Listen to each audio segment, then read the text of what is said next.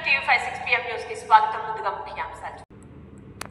116 మున్సిపాలిటీల్లో ఎవరు సత్తా చాటుతున్నారు? 7 కార్పొరేషన్లపై ఎగిరే జెండా ఎవరిదై ఉంటుంది?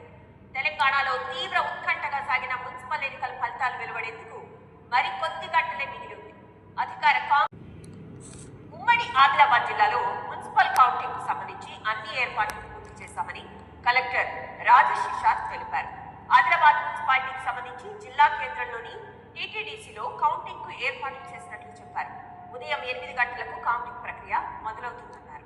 కౌంటింగ్ కు సంబంధించిన ఏర్పాట్లపై కలెక్టర్ రాజశేషర్తో మా correspondent Venu face to face ఇచ్చారు. హైదరాబాద్, మల్కాజ్గిరి, సైబరాబాద్ కార్పొరేషన్ల ఉమ్మడి స్టాండింగ్ కమిటీ సమావేశంలో పలు కీలక నిర్ణయాలు తీసుకున్నారు. స్పెషల్ ఆఫీసర్ జయేష్ రంజనాథ్ ఇప్పుడు చిన్న విరామం తీసుకున్నారు. ఏపీ అసెంబ్లీలో గవర్నర్ ప్రసంగం సందర్భంగా నిన్న వైసీపీ సభ్యులు వ్యవహరించిన తీరుపై స్పీకర్ అయ్యన్న పాత్రుడు ఆగ్రహం వ్యక్తం చేశారు. గవర్నర్ ప్రసంగిస్తూ ఉండగా అడ్డుకోవడం దారుణమన్నారు. ఇలాంటి సీఎం చంద్రబాబును అసెంబ్లీలోని ఆయన ఛాంబర్లో సినీ నిర్మాత బండ్ల గణేష్ మర్యాదపూర్వకంగా కలిశారు.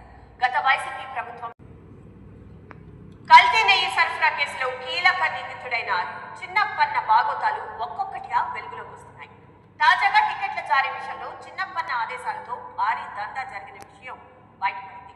చిన్నప్పన్న 2018 వరకు మాత్రమే తనకు పిఏగా ఉన్నాడని, ఏపీలో మెట్మా శాఖలో జరిగిన స్కామ్ పై అధికారులు చర్యలు చేపట్టారు.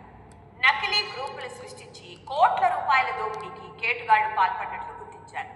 ఈ స్కామ్ లో దుండగులకు సహకరించిన 8 మంది మెట్మా ఉద్యోగులపై సస్పెన్షన్ వేటు వేశారు.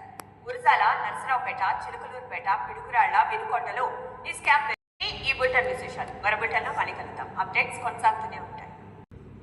ఇవి ఈ బులెటిన్ విశేషాలు. మరో బులెటిన్లో మళ్ళీ కలుద్దాం. అప్డేట్స్ కొనసాగుతూనే ఉంటాయి.